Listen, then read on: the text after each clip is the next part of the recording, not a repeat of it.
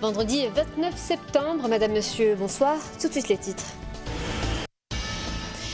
Plus de 600 migrants clandestins ont été interceptés aux abords des côtes algériennes. Des embarcations de fortune prises d'assaut par des jeunes, des familles, parfois même des mineurs. Le constat dans un instant.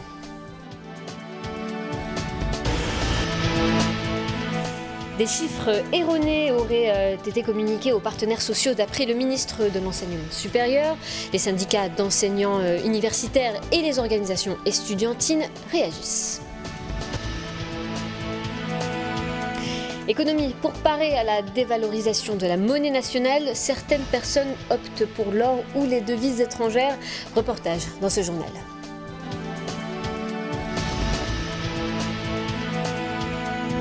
À l'étranger, le leader de l'organisation terroriste Daesh, Abou Bakr el-Baghdadi, refait surface avec un nouvel enregistrement audio. Abou Bakr el-Baghdadi demande à ses partisans de continuer les combats en Syrie.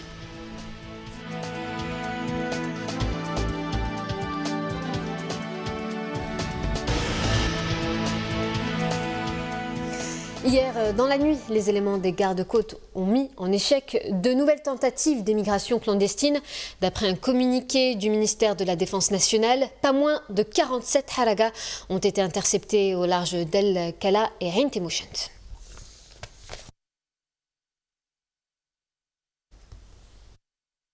Et justement, le phénomène des migrants clandestins, on en parle. Selon un dernier bilan de l'armée nationale, ils étaient plus de 600 haragas, comme on les nomme, à avoir été interceptés aux abords des côtes algériennes. Et parmi eux, on retrouve des mineurs. Parfois, c'est des familles entières qui tentent de traverser la Méditerranée sur des embarcations de fortune. Le constat avec Jaouida Abbas. Le rêve de l'Eldorado prend de l'ampleur en Algérie.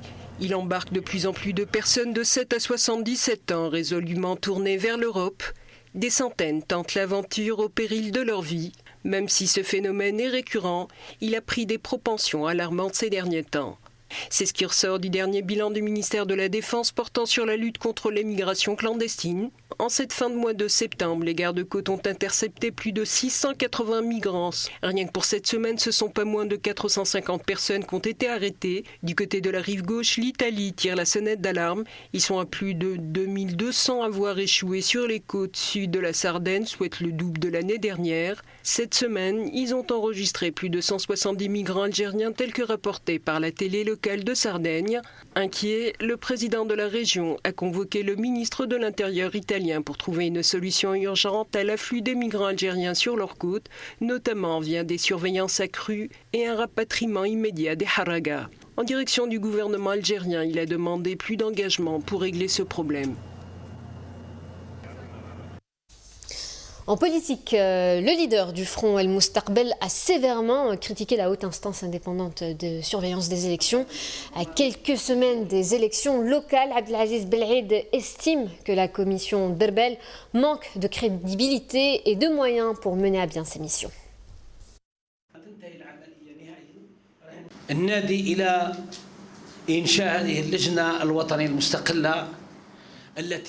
J'appelle à la mise en place de cette commission nationale indépendante qui programme et travaille pour que les élections soient véritablement transparentes et justes. Cette commission qui est chargée de communiquer les résultats des élections, on l'a qualifiée d'indépendante. Qu'on ne se leurre pas. Cette commission fait partie de l'administration algérienne. Même sa composition humaine ne lui permet pas d'être qualifiée de parfaite surveillance des élections. On a déjà fait l'expérience législative. Nombre de nos cadres se déplaçaient avec cette commission, elle leur fermait les portes. Nous restons avec les activités politiques et cette main tendue par le MSP au pouvoir. Dans un point de presse organisé ce matin à Alger, le président du mouvement pour la société et la paix a lancé un message au parti de la majorité en indiquant qu'il serait prêt à dialoguer en vue d'un apaisement des relations. Des déclarations qui interviennent après la violente réponse du Premier ministre aux députés du MSP au Parlement. On écoute le patron du MSP, Abdelmajid Ben Nassara, propos recueillis par Yassine El Khal.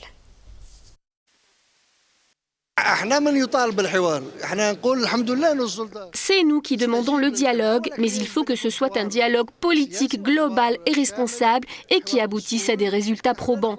Pour l'instant, il y a une volonté de dialogue, mais la volonté à elle seule n'est pas suffisante. Nous jugeons les faits.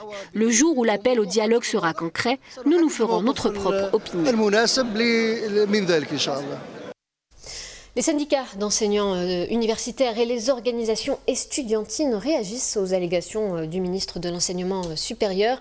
Hier, lors d'une réunion avec les partenaires sociaux, Tahar Hadjar a accusé certains syndicats de son secteur de fournir des chiffres erronés concernant le personnel enseignant et particulièrement ciblé le Conseil national des enseignants du supérieur. Les précisions avec Souhila Akilal.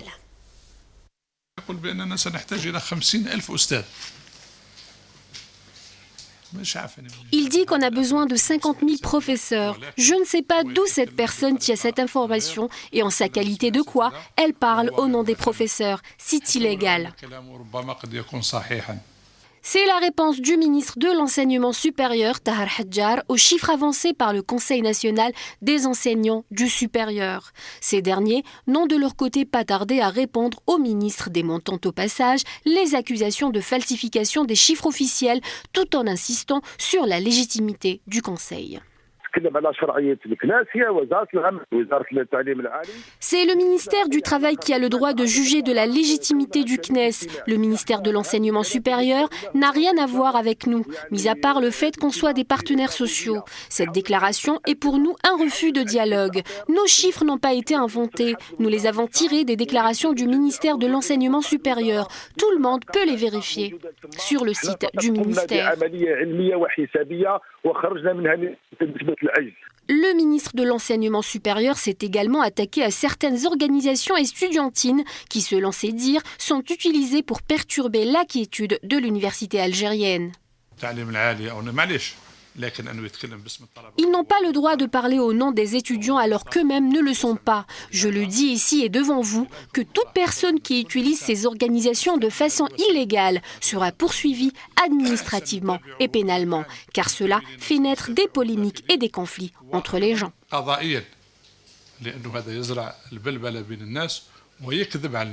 Cette nouvelle rentrée universitaire s'annonce plutôt tendue entre le premier responsable du secteur de l'enseignement supérieur et les organisations estudiantines, ainsi que les syndicats du secteur. Les polémiques qui minent l'université algérienne semblent prendre de l'ampleur et affecter le dialogue.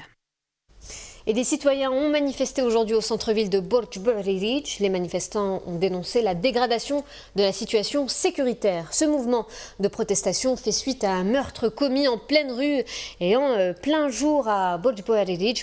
Pour rappel, il y a 2 jours, un homme a été tué en plein jour près d'une cité du centre-ville de la Wilaya. La victime avait 32 ans. Quant au meurtrier, il a été arrêté par la police et transféré devant la justice.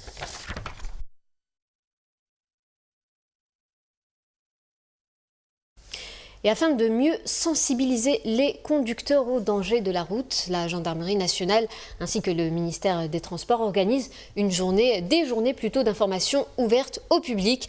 Les pouvoirs publics comptent notamment sur une meilleure formation des jeunes conducteurs pour diminuer le nombre d'accidents routiers. En ligne de mire des autorités, les auto-écoles.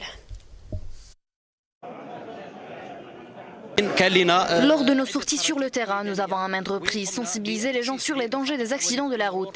L'insécurité routière est une question globale qui touche nombre d'acteurs. La mission principale des auto-écoles consiste en la formation de la ressource humaine. Cette mission est d'autant plus importante que les statistiques indiquant sans embâche que le facteur humain est à l'origine de l'écrasante majorité des accidents de la route. Le candidat d'aujourd'hui est le conducteur de demain. Un conducteur modèle influencera à la baisse sur le nombre des accidents de la route. Face à la crise financière qui s'accentue, certaines personnes ont opté pour les devises étrangères ou encore l'or afin de parer à toute dévalorisation de la monnaie nationale.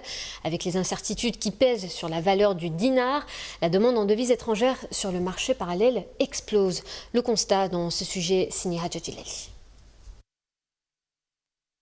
Du simple salarié au cadre du gouvernement, dont la situation est plutôt stable, en passant par le promoteur qui veut délaisser l'immobilier et l'importateur qui fait des affaires juteuses. La devise, qui est devenue ces derniers mois une valeur refuge, plus que l'immobilier et même l'or, devrait augmenter et dépasser les 200 dinars à l'achat. لو كان جات dans une économie formelle كانت الناس تروح les choses باينين le logement le terrain l'or كذا وهي رايحه اما puisque la majorité راهم في l'informel ils sont obligés d'aller vers l'informel. L'informel c'est quoi? C'est يشري الديفيز لان هذيك القيمه اللي راهو يظن الجزائري باللي هي c'est le moyen le plus sûr. Quand la devise souffre, l'or constitue une solution de repli pour les portefeuilles des investisseurs. La place qu'occupe l'or dans les consciences reste toujours aussi prééminente. Malheureusement, pas pour les Algériens. Ça fait 2 ans Cela fait 2 ans que les Algériens n'économisent plus d'or. Les gens n'ont plus confiance en or. Les prix ne sont pas stables. Maintenant, les gens préfèrent acheter beaucoup plus l'euro à n'importe quel prix sur le marché. L'or n'est pas la seule valeur refuge. Certaines monnaies, en premier lieu, la devise figure comme un bon placement. Le manque de confiance des Algériens envers l'économie du pays les pousse à se rabattre vers l'euro et le dollar, et le dinar se déprécie. Tu ne peux rien acheter avec, ni voiture, ni immobilier. Si tu achètes de l'or, sa valeur va baisser après et tu vas le revendre à un prix bas. Alors, nous n'avons pas d'autre choix que l'euro. Pour d'autres, l'or reste typiquement un investissement refuge. À mon avis, acheter de l'euro n'est pas un refuge. Sa valeur ne cesse d'augmenter et de baisser sur le marché. L'immobilier aussi n'est plus garanti. Je préfère alors acheter de l'or. Sa place reste prééminente. Le dinar algérien continue sa dégringolade face à la monnaie européenne sur les 2 marchés officiels et parallèles. Tout le monde craint la dévaluation du dinar. Ils préfèrent faire des économies en devises parce qu'ils ont confiance plutôt dans l'euro ou le dollar que dans la monnaie nationale. Et puis à l'étranger, l'homme le plus recherché au monde refait surface. Un nouvel enregistrement audio de 46 minutes non daté et non authentifié du leader de l'organisation terroriste Daesh, Abu Bakr al-Baghdadi, a été diffusé en ligne. Alors que l'homme avait été annoncé mort il y a plusieurs mois par l'armée russe, il serait de retour. Après 11 mois de silence, Abu Bakr al-Baghdadi est réapparu dans cet enregistrement audio dans lequel il demande à ses partisans de continuer les combats en Syrie malgré le recul de Daesh dans la région. Et puis Damas, qui a appelé l'ONU à mettre un terme aux crimes de guerre présumés commis par la coalition internationale en Syrie. Selon la diplomatie syrienne, les avions sous commandement américain auraient utilisé du phosphore blanc. Damas a demandé la suspension des frappes systématiques menées par la coalition américaine qui ne ferait qu'aider les terroristes. Le gouvernement syrien accuse la coalition d'être à l'origine de massacres de nombreux civils et de destruction d'infrastructures vitales pour la Syrie. Information diffusée aujourd'hui dans un communiqué du ministère des Affaires étrangères syrien. Et puis en Espagne, les manifestations se poursuivent à Barcelone pour réclamer la tenue du référendum sur l'indépendance de la Catalogne. Aujourd'hui, les agriculteurs se sont joints au mouvement de protestation en tracteur devant des bâtiments officiels. Ils ont exprimé leur soutien au référendum qui aura lieu le 1er octobre. De leur côté, les indépendantistes menés par l'exécutif catalan assurent disposer de plus de 2300 bureaux de vote. Et puis sport football, l'USM Alger joue ce soir au stade 5 juillet la manche allée des demi-finales de la Ligue des Champions contre le Wydad de Casablanca. Dans ce match qui vient de débuter il y a à peine un quart d'heure, l'USM Alger se doit de faire le plein au cours de ce match aller. Les Algérois, poussés par une superbe galerie très riche en couleurs, ont encore un peu plus d'1 heure pour faire la différence et prendre l'avantage. Le match retour est prévu dans 3 semaines à Casablanca. L'autre demi-finale se jouera dimanche plutôt à Sousse, entre l'Étoile du Sahel et El Ahli du Caire. En handball, la Supercoupe se jouera entre le GS Pétrolier et le CR Bourj Bouarerij.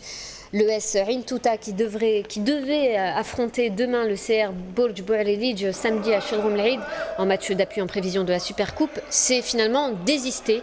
C'est donc Bourj Bouarelidj qui disputera le trophée au GS Pétrolier, vainqueur du doublé Coupe Championnat en finale de la Supercoupe d'Algérie masculine le samedi 7 octobre à la salle Harsha Hassan.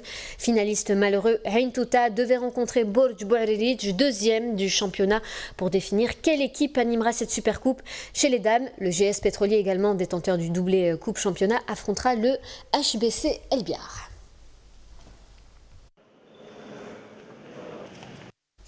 Voilà, c'est la fin de ce journal. Merci de votre attention. On se retrouve demain pour plus d'informations. Excellente soirée à tous.